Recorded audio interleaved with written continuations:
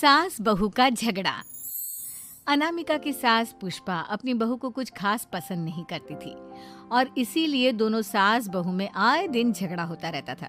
सास बहू के झगड़े के चक्कर में अनामिका के पति मोहित की जिंदगी मुश्किल में पड़ गई थी। बेचारा बार बार माँ और बीवी के झगड़े को सुलझाता ही रहता था, लेकिन दोनों समझने का नाम नहीं लेती थी। वैसे तो सब कुछ ठीक ठाक चल रहा था, लेकिन एक दिन अनामिका और पुष्पा के अंदर जोरदार झगड़ा हुआ और बात कुछ इस तरह थी। बहू, मैंने तुम्हें कल अपनी एक साड़ी धोने के लिए दी थी। हाँ मम्मी जी, वो साड़ी धोकर मैंने आपकी अलमारी में रख दी है। उसी की बात कर रही हूँ मैं। जरा देख तो, इस साड़ी को देखकर किसी भी तरह से लगता है ये धुली हुई है। अरे मम्मी जी, मैंने आपकी साड़ी वॉशिंग मशीन में अच्छे से धोकर सुखाकर आपकी अलमारी में तह बनाकर रखी थी। आपके तो नखरे खत्म ही नहीं होते। अरे कैसी बात कर रही है मुझसे? मेरे नखरे? अरे मोहित, जरा ये देख तो, ये साड़ी धुली हुई लग रही है क्या? अरे मम्मी, जब अनामिका कह रही है कि उसने साड़ी धोई थी तो मान लो ना। हर बात पर झगड़ा करना जरूरी है क्या? क्या है ना मोहित, तुम्हारी माँ को तो मेरे हर काम में नुस्ख निकालने की आदत पड़ गई है। जब तक दो चार खरी खोटी सुना नहीं लेती ना, इनका दिन नहीं निकलता। अरे चुप कर, बहू होकर मुझे जवाब देती हो।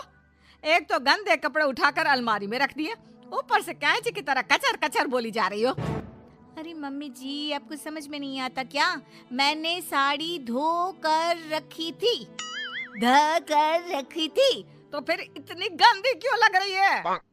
अब मुझे क्या पता मम्मी जी, आप इस पर इस तरह तेल और घी की चिकनाई के दाग लगाकर लाएंगी तो ये मेरी जिम्मेदारी थोड़ी ना है। अरे तो हाथ से धोना चाहिए था ना।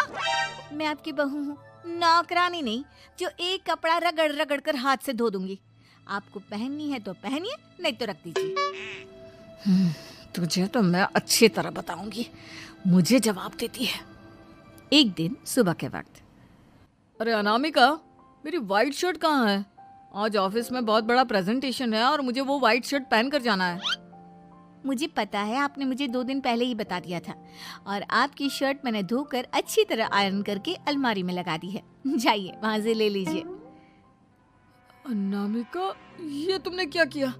ये देखो, शर्ट पर लिपस्टिक का दाग लगा हुआ है और ये तो एक जगह से जल भी गई है।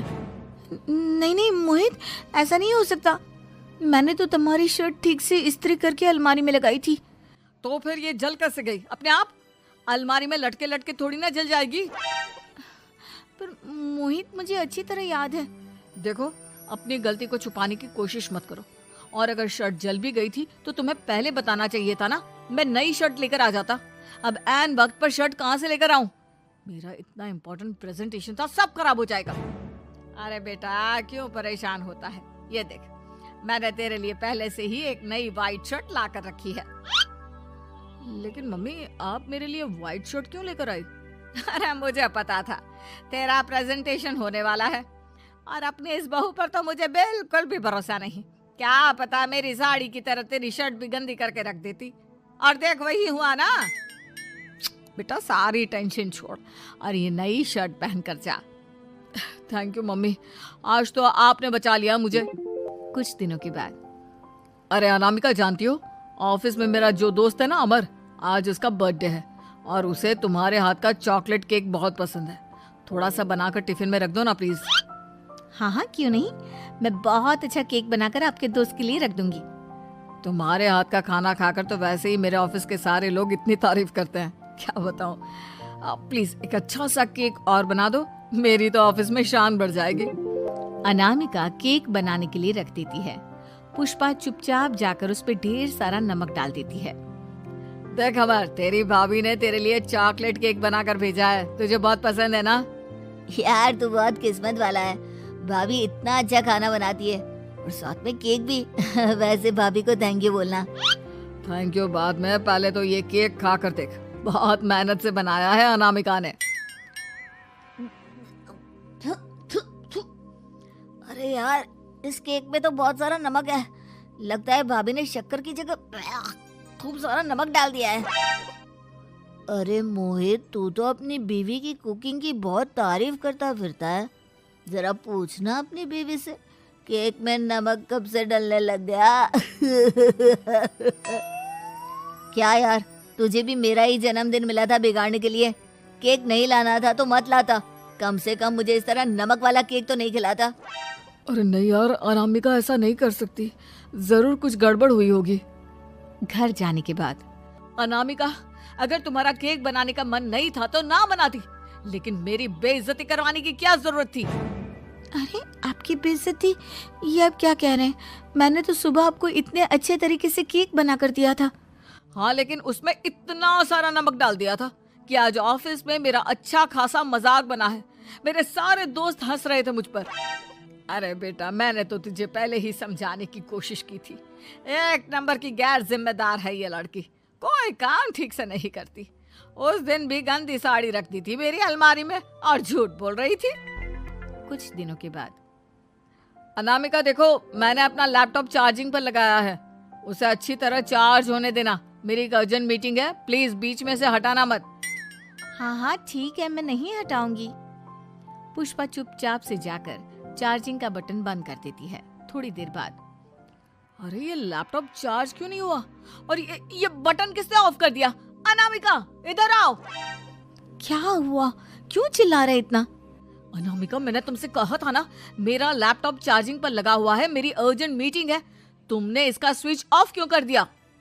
अरे मैंने ऐसा कुछ नहीं किया, मैं क्यों स्विच ऑफ करूंगी? कुछ दिनों से देख रहा हूँ अनामिका, तुम मेरा हर काम बिगाड़ देती हो। देखो ये अच्छी आदत नहीं।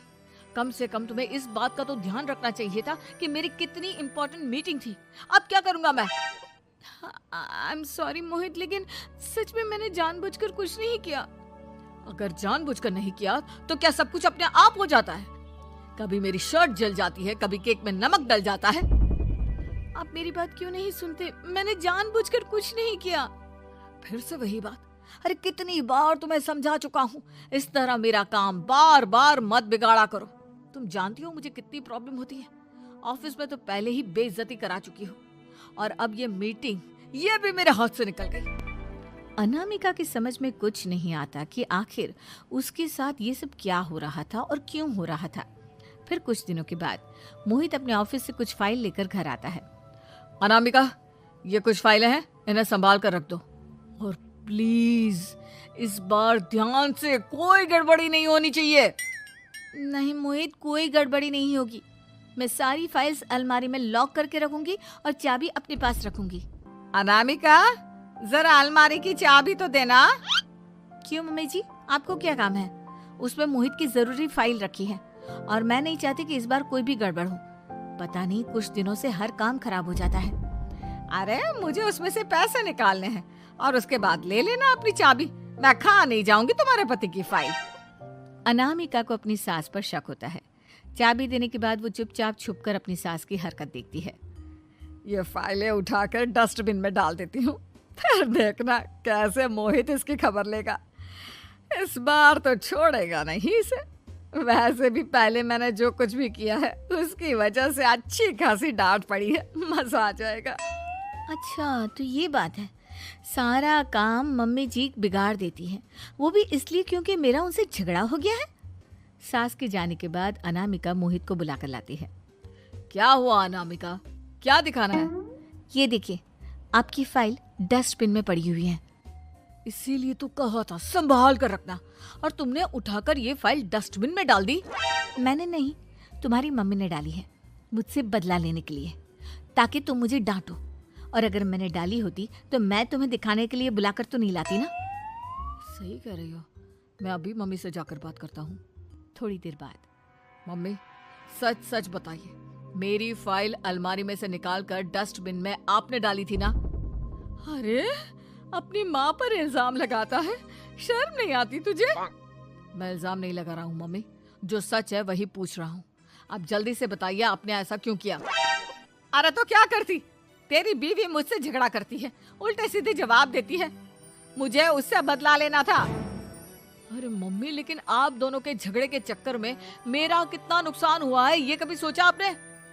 मम्मी जी, अगर आपका बदला पूरा हो गया हो तो आइंदा ऐसी कोई हरकत मत करना, क्योंकि अब आपकी सच्चाई हमारे सामने आ चुकी है। यह तो वक्त ही बताएगा मैं क्या करूंगी और क्या नहीं। मम्मी जी, कहा ना आप ऐसा कुछ नहीं करेंगी। अरे मेरी जो मर्जी आएगी वो मैं करूंगी। मेरा सर घूम रहा है। सास बहू के झगड़े में मेरी जिंदगी का तो कचरा हो गया है, कचरा। सास बनने की ट्रेनिंग।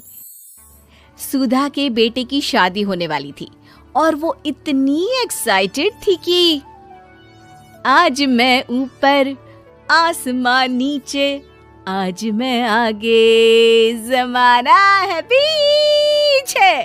अरे हाँ भाग्यवान, तू सबसे आगे ही है। लेकिन हुआ क्या है? सास बनने वाली हूँ मैं। अरे घर में एक नया सदस्य आ जाएगा, कितना अच्छा लगेगा ना। आप और राहुल तो ऑफिस चले जाते थे और मैं पागल की तरह घर में अकेली। अब तो मेरा साथ देने वाली आ रही है इस घर में। बहुत बहुत बहुत खुश हूँ मैं। ओहो ठीक है बेगम, लेकिन अपनी खुशी को लगाम लगा कर रखो। क्या पता कैसी आए, तुम्हारा साथ देने वाली आए या फिर ऐसी आ जाए जो तुम्हारी शक्ल देखना भी पसंद ना करती हो। ऐसा क्यों बोल रहे हैं जी? शुभ नहीं बोल सकते तो अशुभ तो ना बोले। अच्छा जल्दी से तैयार हो जाओ, चांदनी चौक जाना है शादी की शॉपिंग के लिए। हाँ हाँ, थोड़ी सुबह तो हो जाने दो, दुकानें बाजार खुल तो जाए। तुम सच में ना पागल हो गई हो बहू के आने की खुशी में। बेटा माँ की हरकतें देख रहा था। वो सारी बात फोन पर अपनी होने वाली बीवी राशि को बताता है। फिर पता है क्या हुआ? माँ ना सुबह 6 बजे ही पापा को चांदनी चौक जाने को कहने लगी। दूसरी तरफ राशि कहती है, अरे वाह, ये तो बहुत अच्छी बात है ना। सास इतना सोचने वाली मिल रही है, और क्या चाहिए। मैंने भी सोचा है मम्मी जी के साथ बहुत प्यार से रहूंगी, उनका ख्याल रखूंगी और प्यार करूंगी। राहुल भी खुश था। लेकिन बाजार में सुधा जी और उनके पति को एक अजीब सी दुकान दिखती है जिसके बाहर लिखा होता है, हमारे यहाँ सास बनने की ट्रेनिंग दी जाती है। ये देखिए जरा, लग रहा है आजकल के लोगों को कोई काम नहीं है। अरे सास बनने की भी ट्रेनिंग होती है क्या? दुकान के सामने एक पिंजरा था, उसमें एक तोता बंद था। सुधा की बात सुनकर तोता बोल पड़ता है, अरे नादान औरत, अगर सास सही तो पूरा घर सही रहता है, परिवार बंधा रहता है और आने वाली जनरेशन संस्कारी होती है। लेकिन तू क्या समझेगी? जा जा आगे जा। ओए, तोते बड़ा बोल रहा है, क्यों आगे जाऊं? मैं नहीं जा रही। देखा देखा, तेरे जैसी औरत को तो सास बनने की ट्रेनिंग लेनी ही चाहिए। निकाल 1000 रुपये और जान दर, नहीं तो पूरी जिंदगी रोती रहेगी। सुधा को तोते की बात में दम लगता है। ए जी, निकालो ना जरा 1000 रुपए। अरे पागल हो क्या? जानवर की बात में आ रही हो? किस पागल आदमी की सुन रही हो, जिसे ये भी नहीं पता कि तोता जानवर नहीं पक्षी होता है। चलो निकालो 1000 रुपये और अंदर जाकर सास के रूप में जीवन को सफल कर लो। हाँ जी, बात तो ये सही बोल रहा है। कहाँ मैं आपकी बात में आ रही हूँ? मैं तो अंदर जा रही हूँ, 1000 रुपये दीजिए। पति क्या करता, बीवी की आज्ञा सर आंखों पर। लेकिन जैसे ही सुधा अंदर जाती है, सामने कई औरतें पहले से ही बैठी होती हैं। मेरी पहली बहू के वक्त मैंने इतना नहीं सोचा था, और आज वो मेरे सर पर चढ़कर नाचती है। गुरुजी, कोई उपाय बताए। तभी गुरु की नजर सुधा पर पड़ती है और वो आंखें बंद कर लेता है। तू पहले भी मेरी दुकान के सामने से होकर गई थी ना, तब क्यों नहीं आई? औरत जो कि गुरु के साथ मिली हुई थी। महाराज, तब पता नहीं था कि सच में सास बनने की भी ट्रेनिंग लेनी होती है।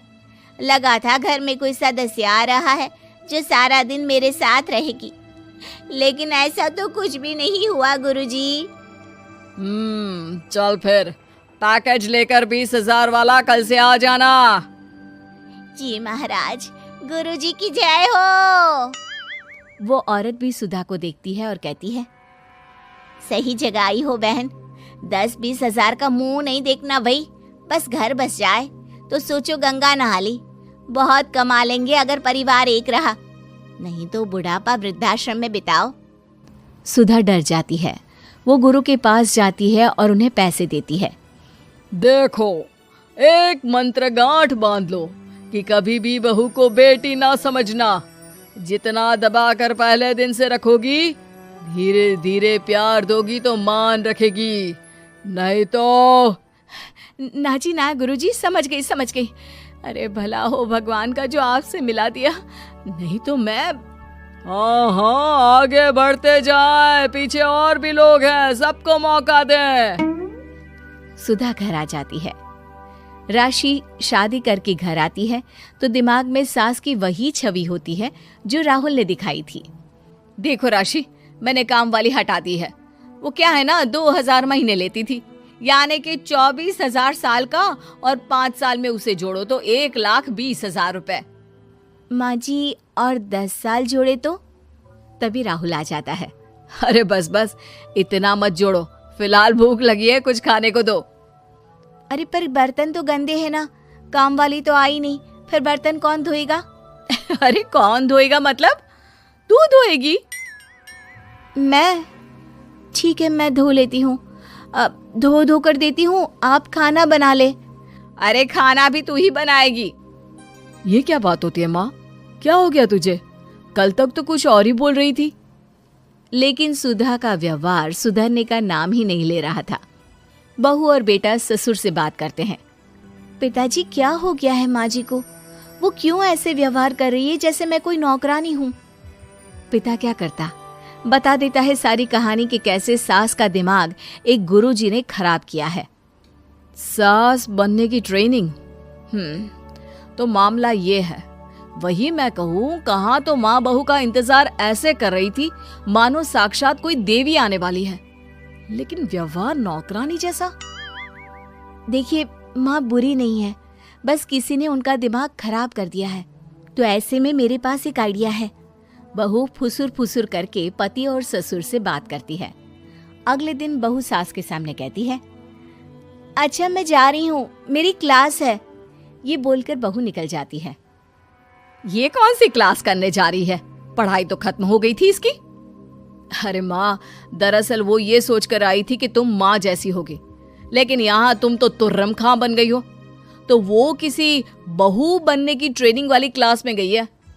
ये बोलकर बेटा बाप की ओर देखता है और आंख मार देता है। हाँ हाँ, वो तो तुम्हारी माँ ने भी सास बनने की ट्रेनिंग ली है बेटा। पहले का जमाना और था भाई, कि भोले मन से रिश्ते शुरू किए जाते थे। अब तो नई लड़की घर आते ही नौकरानी हटा देते हैं। बताओ, पिछले 25 साल से वो नौकरानी काम कर रही थी, तब तो कोई हिसाब किताब नहीं हुआ। अरे पापा, आप भी माँ को बोल रहे हैं? अरे माना, वो माँ समझ कर आई, घर में खुशहाली रखने के लिए हमेशा आप लोगों के साथ उठती बैठती, माँ को कभी जवाब नहीं दिया। लेकिन माँ की क्या गलती? अरे दादी ने भी तो ऐसा ही किया होगा ना माँ के साथ, तभी तो माँ अपनी बहू के साथ ऐसा कर रही है। नहीं, वो तो बहुत अच्छी थी। मेरे आने के बाद तो उन्होंने खाना बनाने वाली भी रख ली थी। अरे तो फिर तुमने क्यों काम वाली हटा दी? किसी के कहने पर अपना घर खराब कर रही हो तुम सुधा। अब बहू भी गई है ट्रेनिंग लेने, पता नहीं क्या सीख कर आएगी। नहीं, मैं अभी जाकर उसे ले आती हूँ। तभी बहू वहां पर आ जाती है। नहीं माँ जी, मैं कहीं नहीं गई थी, मैं तो सिर्फ आपके लिए ये नई साड़ी लेने गई थी। अब तो सब ठीक है ना? ऐसा लगा, अंत में बताइएगा जरूर। अरे बहू, चाय ले ले, उठ जा बेटा। अरे मम्मी, रहने देती ना, मैं उठ तो रही थी। अरे कोई बात नहीं, खाने में क्या बनाना है वो बता दे। देख लो माँ, कुछ भी जो ये कहे बना लेते हैं। बेटा, मैंने तो जो सब्जी थी वो काट दी है, तू बस रोटियां बना लेना। ये हर रोज सुबह का सीन था ममता के ससुराल का। एक दिन पड़ोसन कहती है, अरे बहन जी, सारा दिन काम करती रहती हो, थकती नहीं क्या आप? बहू क्या करती रहती है सारा दिन? अरे वो भी कुछ ना कुछ करती ही रहती होगी। अब इतनी भी बूढ़ी तो नहीं हूं मैं जो बैठ जाऊं कि सामने काम पड़ा है और मैं बैठी रहूं। अरे लेकिन बहू की तो आदत खराब हो जाएगी जब सारा काम आप ही कर दोगी। अरे ठीक है ना, कम उम्र में हमारी भी शादी हुई थी। अब आजकल के पढ़ने लिखने वाले बच्चों को सारी जिम्मेदारी लेने में भी तो वक्त लगता है। बहू है तो क्या हुआ, मेरी बेटी की उम्र की ही है ना। एक उसे भी देख लो, चाय बनाने के सिवा आता ही क्या है। ममता से सारी बात करती है। हाँ, मम्मी जी ही ज्यादा काम करती हैं, इसमें कोई दो राय नहीं है। लेकिन मैं भी क्या करूं, ऑफिस और घर के बीच जो वक्त मिलता है उसी में काम कर लेते हैं, है ना। दिन बीत रहे थे। सास बहू के बीच की बॉन्डिंग अच्छी थी, लेकिन जब बहू माँ बनती है तो जो थोड़ा बहुत काम किया करती थी वो भी छोड़ देती है। बहू, ये ले, तेरे लिए बनाया है। इसको खाने से बच्चा और तू दोनों स्वस्थ रहेंगे। ठीक है माँ जी। माँ जी, वो बच्चे के लिए गद्दे जो सूख रहे हैं ना छत पर, जरा ले आइए ना। तभी वहां पति आ जाता है। अरे माँ रुको, मैं ले आता हूँ, तुम मेरा खाना लगा दो। माँ किचन में चली जाती है। पता है, बगल वाली डॉली है ना, वो लोग हमारी साइड के हैं। उसकी सास ने तो उसकी हड्डियों को मजबूत करने वाले लड्डू बनाए हैं। उसे भी बच्चा हुआ है ना।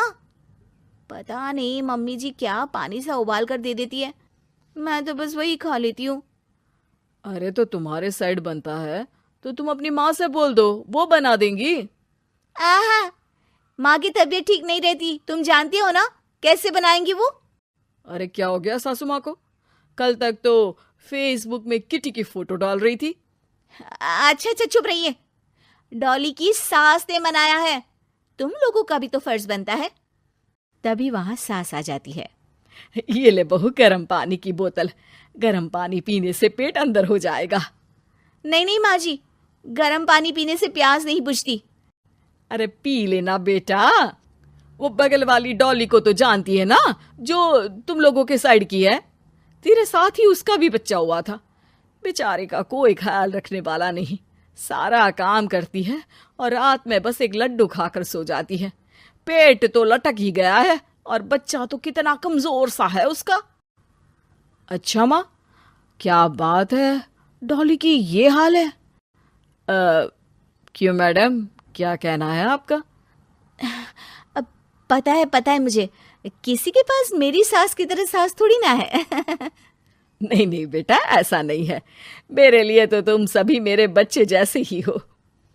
ममता को समझ में नहीं आता कि वो सास में कैसे कोई बुराई निकाले, क्योंकि हर कोई उससे उसकी सास की तारीफ ही किया करता था। एक रोज ममता के घर उसकी ननद आती है।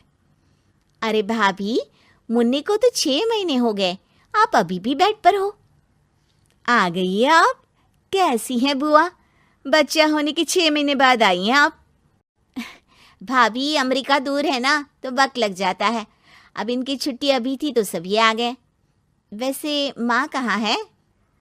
थकी हारी सास बेटी को देखकर खुश हो जाती है।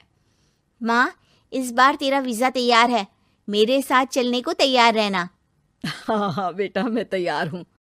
अरे ऐसे कैसे माँ, मैं कैसे मैनेज करूंगी? कैसे मतलब? जैसे मैंने किया अमेरिका में, आप इंडिया में कर लेना। वैसे आपका तो मायका भी पास ही में है ना। हाँ वो तो है, लेकिन वहाँ माँ के पास वक्त नहीं होता।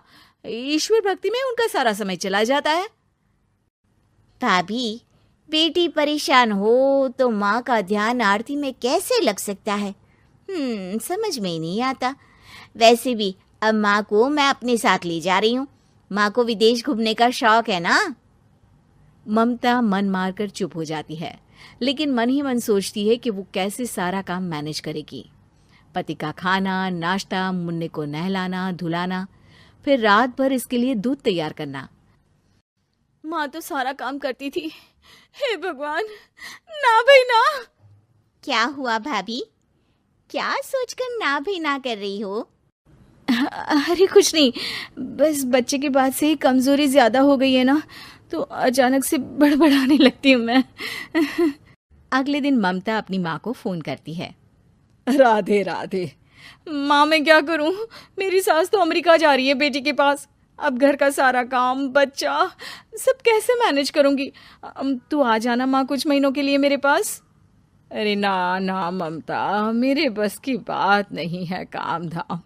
अरे तू तो जानती है ना, मैंने तो तेरे भाई की शादी भी गरीब गांव की लड़की से इसीलिए ही की थी कि वो चुपचाप घर का सारा काम करे। वैसे भी अब तो आदत भी नहीं रही मेरी काम करने की।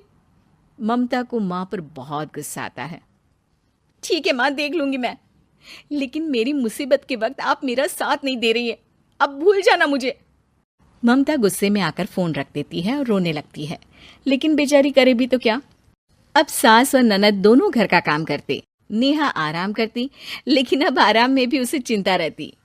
और फिर वो दिन भी आ जाता है जब ननद का जाने का वक्त आ जाता है। भाभी मैं जा रही हूँ, अपना और मुन्ने का ख्याल रखना। ममता सास को देखती है और गले लगकर रोने लगती है। माँ जल्दी आ जाना। सास मुस्कुराकर कहती है, कहाँ से ममता, मैं कहीं नहीं जा रही। मैंने देखा कि मेरे जाने की बात से ही तू परेशान हो गई थी, इसीलिए मैंने अपना जाना कैंसिल कर दिया है। तू चिंता ना कर, मैं तेरे साथ ही रहूंगी। ममता को अपनी माँ की बात याद आती है कि कैसे उसके कहने पर भी ममता की परेशानी को समझने की बजाय उसने मना कर दिया, जबकि सास ने बिना कुछ कहे बहू की समस्या पढ़ ली। हाँ माँ, हम सब साथ चलेंगे बाद में दीदी के घर अमेरिका। आज से आप रानी बनकर रहना और मुन्ने को देखना। मैं समझ चुकी हूँ कि मेरा फर्ज क्या है।